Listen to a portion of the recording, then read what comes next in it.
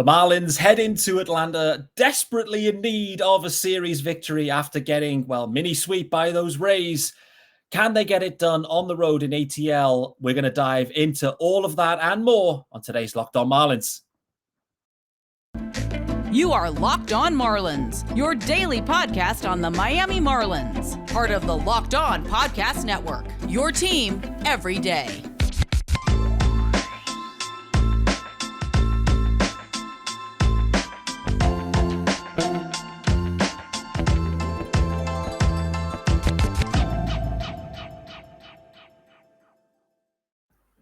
Hello and welcome to Locked On Marlins, your daily Marlins podcast with me, Peter Pratt. Don't forget to follow me, guys, of course, on Twitter at Miami Marlins_UK. Welcome to the Friday episode of Locked On Marlins, and we are sitting here pre-game, ready to rock and roll with the Braves. And I have one of the UK goats in the house. Bob Bamber is back. Second appearance on Locked On Marlins. Bob, how you doing? I am in awe of the presentation. This is awesome. This is a big upgrade on last month. I think next month you're going to have to pay for the train fare. I'm going to have to come up. I'm going to have to shoot it live in person. That's the only way we can top this. Let's do it. The expenses budget is, I've got the Amex. They've sent the gold Amex over. So listen, we're just printing money here on Locked On, I guess. So. Unlike the Marlins, right? There we go. No doubt about it. We'll wait and see. Maybe that they've got a trade brewing, but...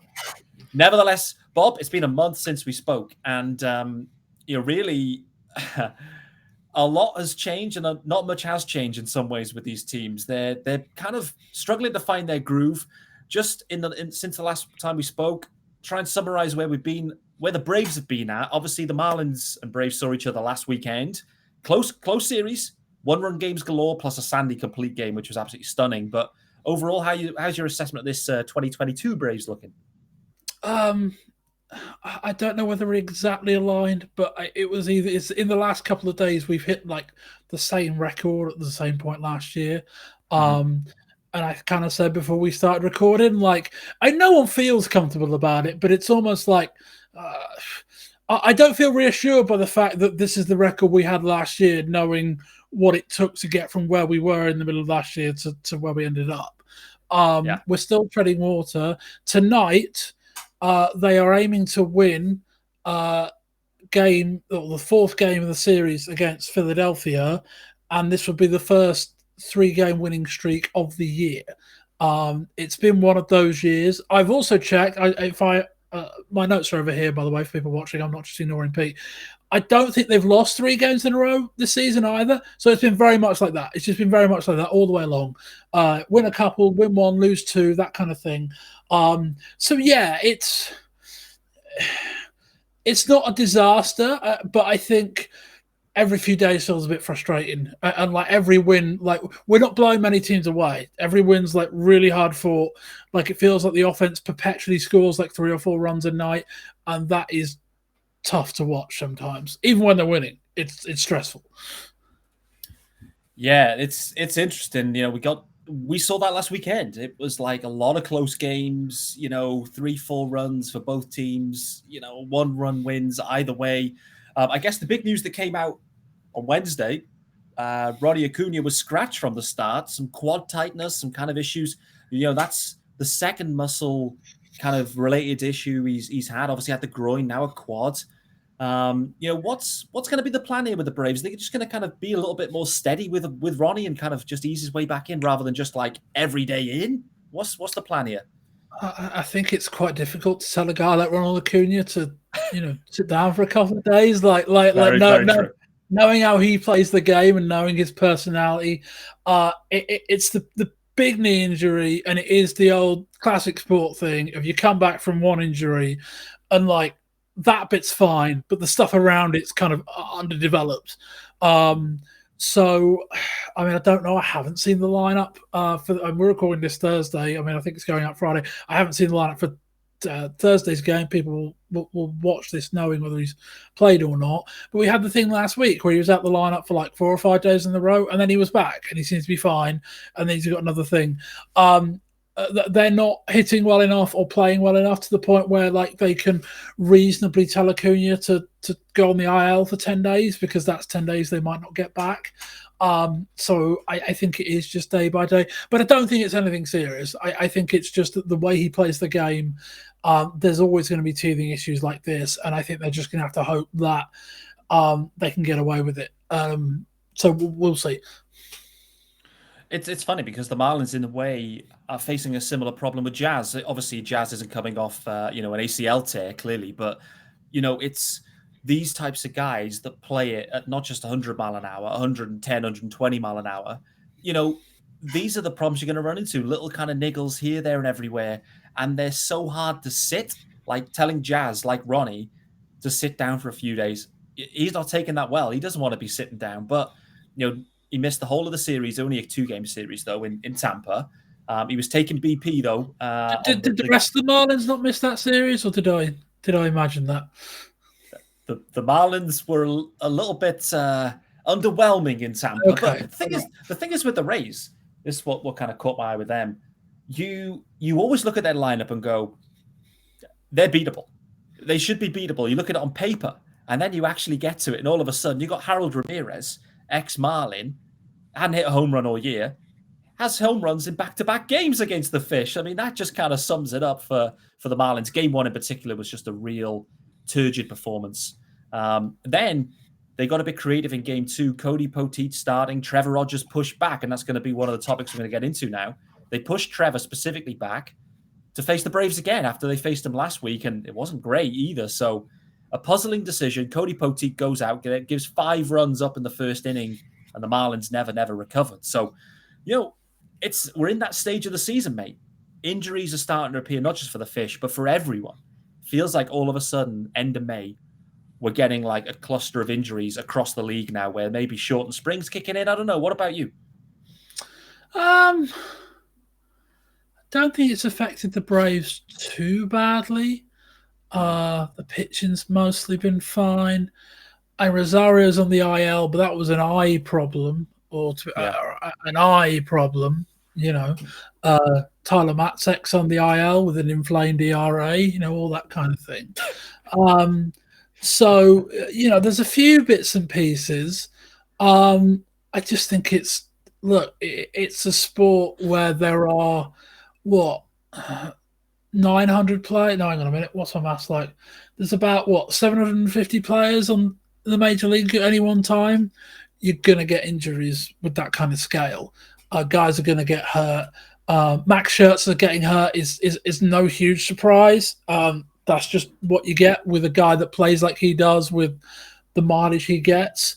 I don't know. Maybe there's some numbers that suggest these are abnormally high, but I can't say that I think there's anything too out of line at the moment. No, it's the Marlins equally dealt with a bit of a COVID issue too, so that's another layer that is there again this year. A couple of guys go down, John Bertie, Richard Blyer, then Wendell hamstring. They've just had a little cluster of injuries, and Jazz then as well out of the lineup, and it's just going to that Game 1 in Tampa. It was a real poor show, but the lineup was, it's real weak quick, right? You take 4 starters out your lineup, it's going to hurt anyone. It really is. So, it just is what it is. And, then they're dealing with some of the rotation issues. Luzardo's hit the IL.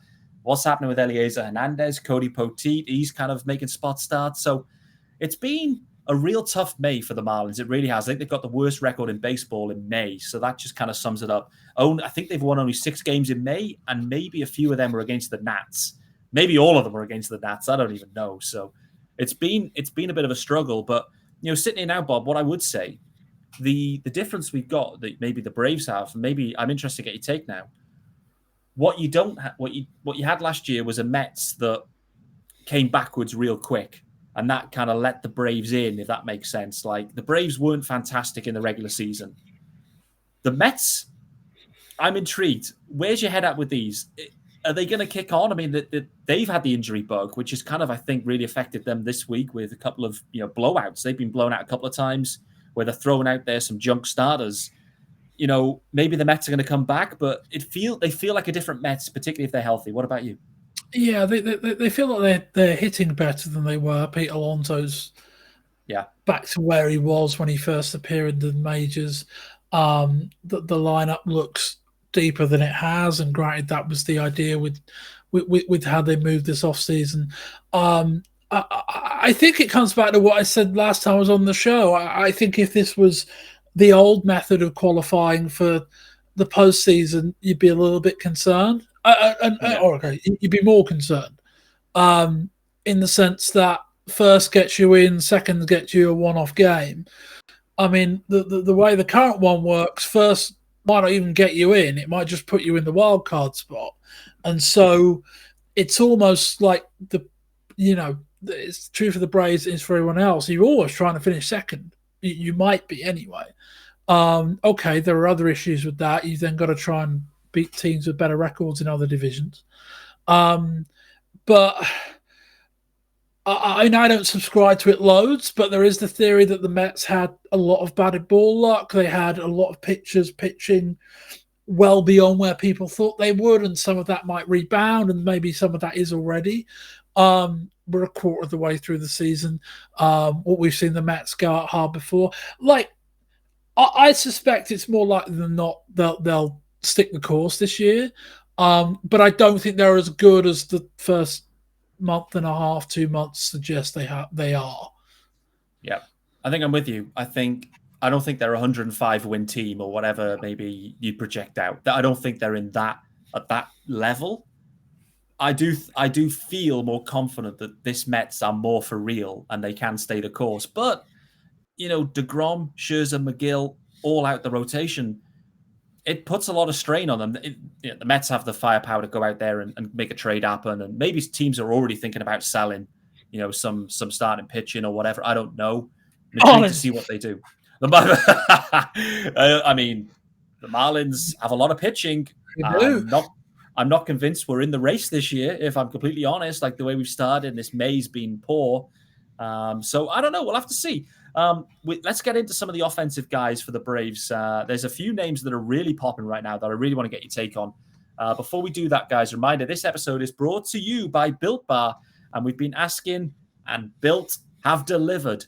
Built granola bars are here. Built granola bars come in 3 unbelievable flavors: chocolate peanut butter, chocolate coconut, and white chocolate berry. Woo-hoo-hoo! Want to try all 3 flavors? You can get a mixed box at Built.com right now. These are so different from the bars and the puffs. Built granola bars are loaded with granola, of course. It's the perfect combination of crunch and chewiness. But just like bars and puffs, these babies are packed with protein and covered in 100% real chocolate. 150 calories, 15 grams of protein, 4 grams of sugar. Boy, oh boy, Built granola bars will change your world. Big statement, but if you're liking what you're hearing, get yourself over to Built.com. Go and get those Built granola bars now. Use promo code LOCKED15, that is LOCKED15, to get 15% off your order. Bob, those Built granola bars are sounding wonderful. No doubt. Who else is playing wonderfully?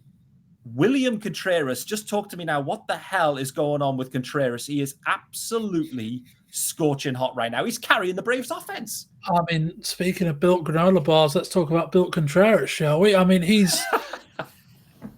I'm looking at the numbers here.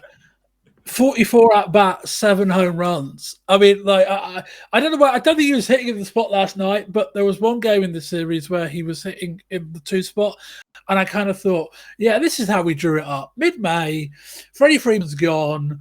Our backup catcher is hitting in Freddie Freeman's spot, and he is, and he's hitting incredibly well. It's not remotely sustainable. Talk about the Mets being remotely sustainable, but like it kind of says a lot that like we've kind of gone, Marcell Ozuna's so bad in left field, we'd rather put our backup catcher out there, and he's hitting as good as anybody in the lineup. In fact, he's hitting better than anyone in the lineup, to be frank. And I think we spoke about it a month ago, like sometimes you needed guys for like 2 weeks, and like Travis DeMeritt was that guy, and he's been awful ever since, but there was like a 10-day period where he was the best hitter on the Braves, and I expect by the time this comes out, he may well have been cut or DFA'd anyway. I don't think they're going to get rid of him. But and now it's Contreras' turn, and that might last for 5 more days. It might have already finished. It might last for the next month. At some point, he's going to cool off a bit. But if the Braves can win more than they lose in that time, then it's really good. But it's fun to watch. And like at a time when I would say everyone else is scuttling a bit. There's some guys in the middle. Dansby Swanson's hitting really well this month, by the way. That's also worth saying. It is at the moment like we need a couple of guys to step up for 10, 14 days at a time while the offense is still a bit spongy. Exactly, mate. I mean, it kind of reminds me, this whole Contreras situation, of Travis d'Arnaud a few years back. I think maybe in 2020, where d'Arnaud he just went bananas pretty much for the whole 2020 season. And it was a short year, clearly, but somehow the Braves get just unreal production out of the catcher offensively. And it's a true difference maker, though, because you look across the league, if your catcher is delivering that level of production, it's a massive, massive benefit and a massive, upgrade over what the other lineup and the other catchers are probably doing. So what's d'Arnaud doing? I guess, is he losing playing time accordingly, or how are they going to manage this while this Contreras run continues? I think, and d'Arnaud's hitting pretty well, reasonably well. Reasonably well. As catchers go, pretty well. I think he's still the number one catcher. I think Contreras, they can get away with him in the outfield. They can DH him. This was one of the concerns, was Snitker too old school the manager to be willing to put his spare catcher in the DH slot? And for a long time, you would have said the answer was yes, he wouldn't be willing to do it. And then a few nights ago, he did it. And it's like, well, good. You can, the off chance, the chance of one of your catchers getting hurt in a game is pretty low. d'Arnaud does get hurt. You just lose a DH for the game and you play old school NL rules, at least with yourself. So, yeah, I think d'Arnaud's still going to be the primary catcher, but between DH, left field, and the backup catching job, the way Contreras is hitting, he's going to be in the lineup most days. They're going to find a way. It's got to be done. It has to be. The problem the Braves, I guess, are facing here right now is obviously you've got Ozuna that really needs to be DHing. Ronald's obviously kind of coming back, had to DH in Miami because of the artificial turf. You've then got, Contreras and d'Arnaud, they both want in the lineup as well. It's like you've kind of got 3 DHs really at this point in the season anyway, particularly with Ronald kind of working his way back. So it's a bit tough, right? And that's kind of why you end up with Demerit kind of still on the roster, still working the outfield too, right? The offensive production has been terrible from him. I think he was on an 0 for 30 skid or something. But yeah, I mean, they've got Guillermo Heredia on the roster for the whole kind of defensive replacement, sword swinging. We're not really worried about offense type production. So, I don't think Demerit's going to be long for this major league roster if he's going to keep hitting the way he has in the last week, 10 days. But yeah, it is just muddling along. The interesting thing is, if they do send Demerit down, as far as I'm aware, there's only one other hitter on the 40-man roster, which is Drew Waters. It was an interesting name. That's not to say they couldn't bring Alex Dickerson back up, but he's a DH-only guy. There's Michael Harris, who is, the second coming, really, at the moment.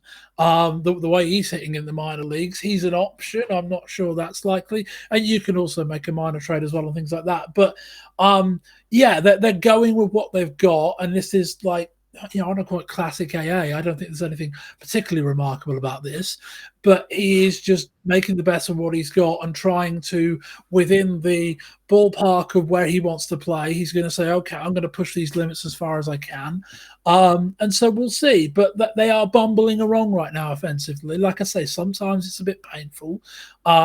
It feels like scoring more than 4 or 5 runs is a struggle for this team. But the pitching is reasonably good. It's just that they're winning. They're not blowing teams away right now. They're not being involved in those 15-4 games that are really nice every now and then, where you can just run through your backup bullpen guys. Everything's a real struggle. But again, I feel like I was saying a lot of this last year. It feels pretty much like a carbon copy, to be honest. It's same. The Braves are in pretty much the same spot they were last year, and they obviously just went on that fantastic second half run after the deadline. And I think if things trend this way, Double A is going to have to be pulling a few more rabbits out of the hat, I think. I mean, the interesting thing would be, listen, I know when the signing was made, but if the Marlins fall out of this, which is looking like a... I've seen the options on that Jorge Soler contract. We're not taking them. Like 1 year at $9 million, I'm fine. A couple at 20, all right. I don't want that third year. You can have that. I don't think it's quite as bad as that. I'll dig it up now while we're on and work out what that contract actually is. It's definitely not up to 20. But I mean, cumulatively was my point. Let's have a look. Yeah, it's 36 in total. It could be up to 36 anyway. So you've got 12 this year, 15 next year, and then 9 million the year after. So, it's, and I believe there could be mutual options in there too. So he can opt out as well, I believe, if he decides to. So he's not opting out of that contract. Trust me. I don't think he is. I think the way I looked at it was it's most likely he sees out at least 2 years of that deal. And then maybe if he has a good year in the second year, he can opt out of the 9 and maybe try and get something higher. I don't know, but yeah, I'm intrigued to see, if the Marlins do make a move with Soler. He's actually been heating up a little bit, I think, and has started to kind of show a little bit more. It was a real slow start for both him and Avi Garcia. He's kicked on, and Avi Garcia really hasn't. It's been just really sluggish, which is unfortunate because the Marlins committed $53 million to Avi Garcia, and it's not been good. So they want to, with the Marlins and their budget, if they are going to invest $50 million in someone, they need to get it right.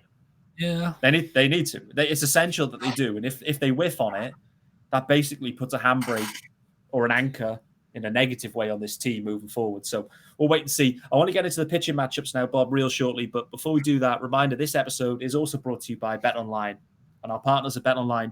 They continue to be the number one source for all your betting needs and sports info. Find all the latest odds, news, sports developments, including this year's basketball playoffs, the Heat look in trouble, Major League Baseball scores, fights, and even next season's NFL futures. BetOnline is your continued source for all your sporting wagering information, from live betting to playoffs, esports, and more. Head to the website today. Use your mobile device to learn more about the trends and action. BetOnline, where the game starts. And Bob, where is this series going to start? We've got Trevor Rogers going for the fish. Looks like Ian Anderson, I think, will be going for the Braves. Is that correct? Yeah, so Kyle Wright tonight, and then Rogers against Anderson, Alcantara against Tucker Davidson, and Eliezer Hernandez against Max Fried is on the slate for Sunday. Is at least how ESPN says it, and that sounds about right. Feels good to me. I mean, the Marlins are bringing their 3 same guys that started the 3 games in Miami last weekend. Obviously, the order's a little bit different now because Eliezer was sandwiched in between Trevor and Sandy. I mean, Sandy Alcantara last Sunday, the complete game. I don't know if you saw it, obviously UK friendly, but stunning performance from Sandy. And actually looking at it, it's a Saturday game for Sandy against Tucker Davidson tomorrow, which is going to be 10:09 UK time. So we've got a double UK friendly weekend, perhaps. I mean, I don't know if 9 p.m. is UK friendly for you. You might be snoozing by then, but a little bit. And the Champions League's on. I mean, not that anything can be more important than a regular season Marlins game, of course. But there are other sport may be available Saturday at 9 p.m. is all I'm saying. This is very true. I'm a Liverpool fan as well, so it is. It's entirely possible the split screen could be on. But let's go back to tonight's game then, mate. Ian Anderson, 3-3 record, just about a 4 ERA. What's been your take on Ian Anderson? Because it feels like he comes alive in the postseason in particular. Regular season, Ian Anderson isn't quite as good. Does he need the more juice? Does he need the juices flowing a bit more to get him going? Well, he still hasn't really had that.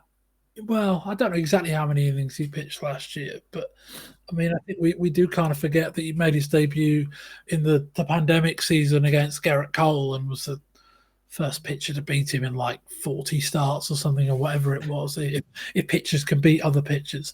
I find it's better when I'm not watching Ian Anderson. In the sense that that's not to say that he's bad when you watch him or he's great when you don't, but it's like even when he's good, like, it's a bit rough around the edges, and when he's not good, like his fastball's sitting 6 inches above the zone.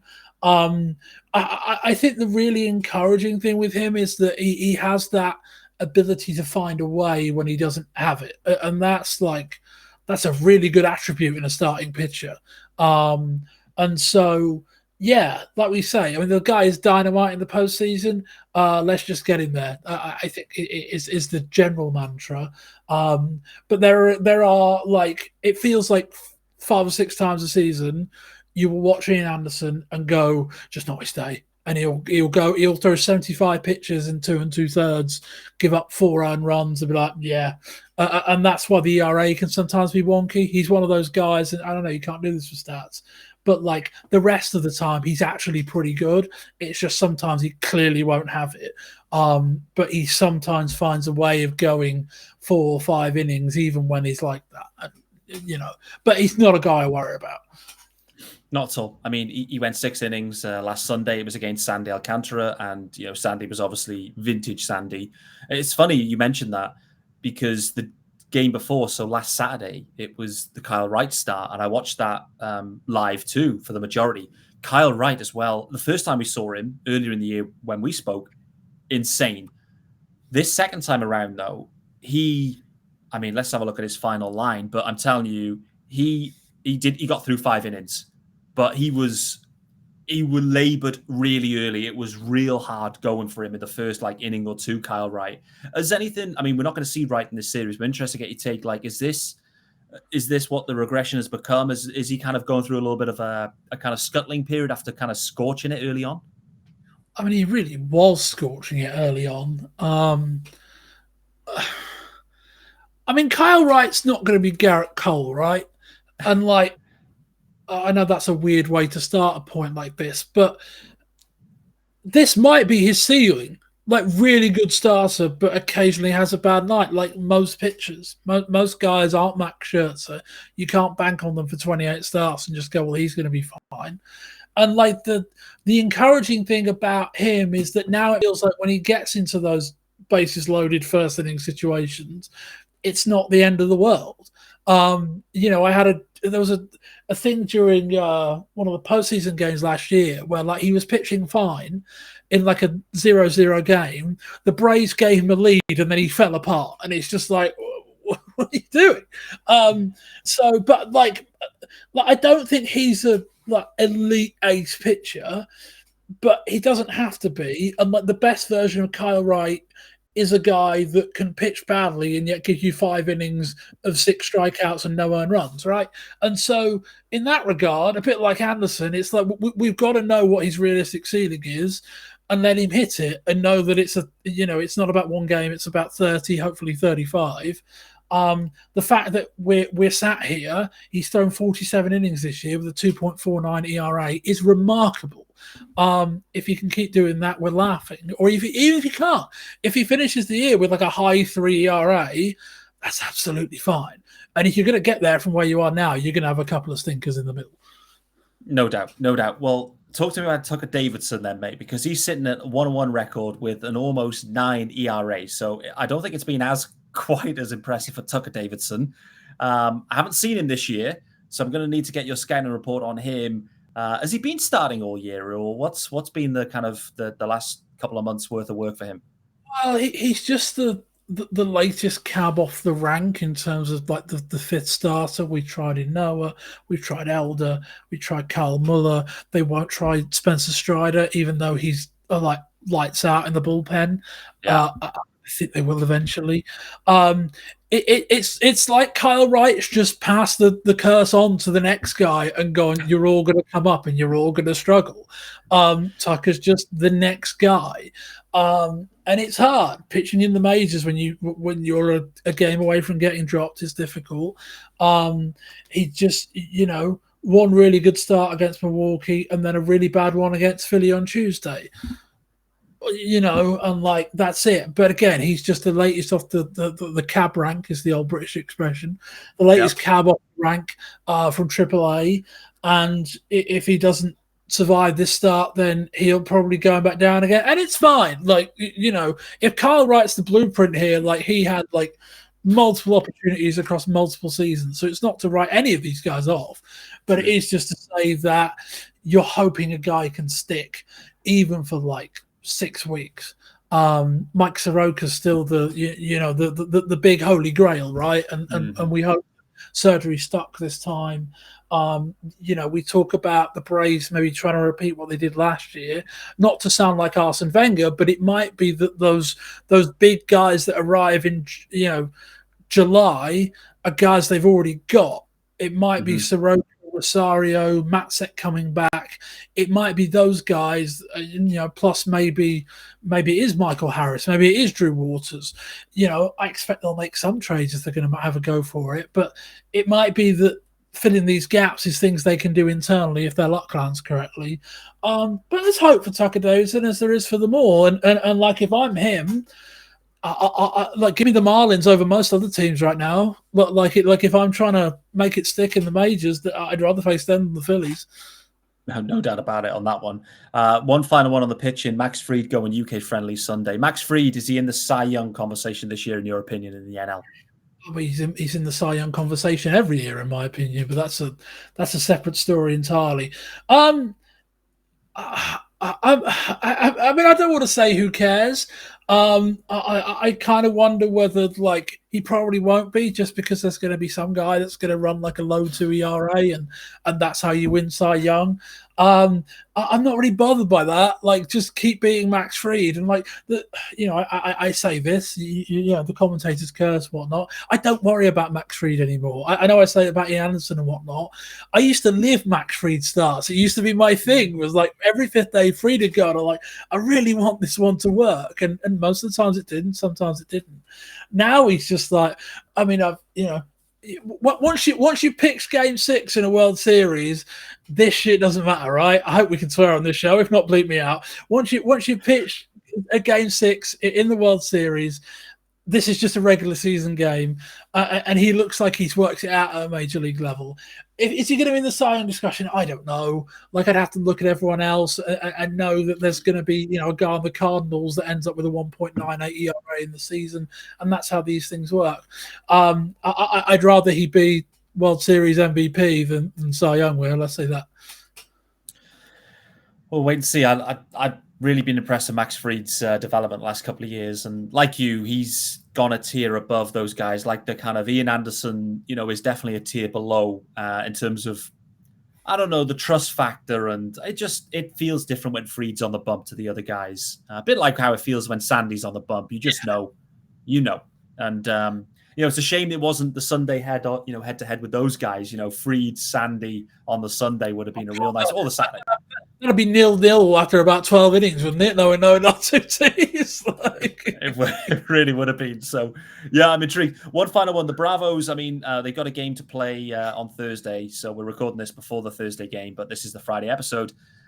They are sitting in a -10 run differential, albeit they're in second place, 7 games back at the Mets. Again, games to be played today, so this may change by the time you hear it. But does that kind of sum up the Braves, where I know run differential isn't the be-all and end-all, but like a lot of close games, the offense just not kind of quite clicking yet?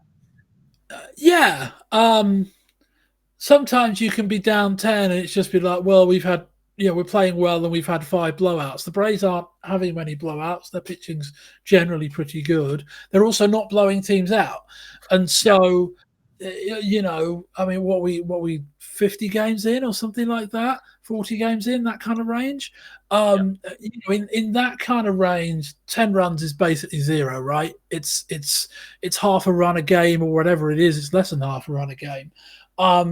It's perfectly consistent with the team I've been watching. It's perfectly consistent with a team that struggles to score more than 5 runs, but has a above average pitching staff, or at least it feels like it.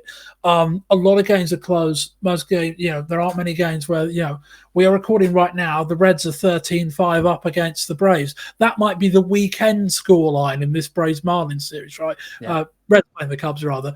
That's just the way the Braves are playing right now. It was consistent with the Marlins, and the Marlins have got the same problem. They're losing more games than they're winning, and they're losing most of them by 1 run. I'm not worried about run differential. That's not a problem right now. Yeah, no one cares about run differential, but the Marlins. Tonight's game could be 13-1, and the run differential could be +2 by the time we play the Marlins tonight. as people are watching this. Yeah, that kind of thing, right? Who knows? I don't trust this offense to score 13 runs at the moment, though. One final one, let you get out of here. Just try and summarize for me your opinion on the Phillies right now, having seen them for 4 games. I love that clip. The area yesterday is fantastic. Just, Real Muto's tried his best. Like, you like to think he's worked out at this point what he's working with, what career he's had.